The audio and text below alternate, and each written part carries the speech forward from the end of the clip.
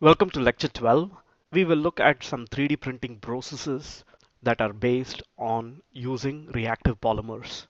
We will look at 4 classes of polymers. Meanwhile, enjoy some of the vividness in color, texture, and shape complexity that's possible with some of the reactive polymers.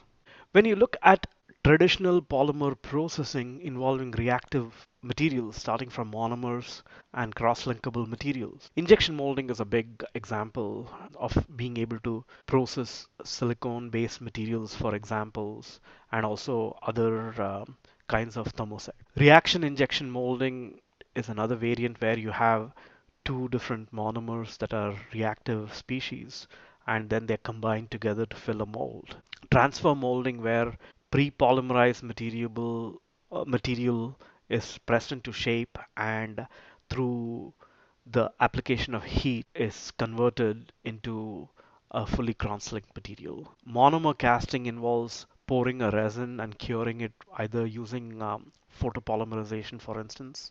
Lenses are made by that approach. Compression molding is another variant that is somewhat similar to the transfer molding approach, where a polymerizable charge is then converted through the application of heat and pressure to create crosslink shapes. Spin coating, and we saw an example of that when we were considering SU8 for microlithography applications, involves depositing a solution of polymerizable material, in this case the photoresist, and then following UV exposure of selected regions followed by dissolution, you will be able to leave microscale and submicroscale and even nanoscale patterns, which are then cured by photo cross-linking and thermal cross-linking, and then subsequently used as a substrate for depositing metals and dielectrics onto that patterned region. This plot over here of tensile strength versus price of a component is presented here to basically get an idea of how much does it cost for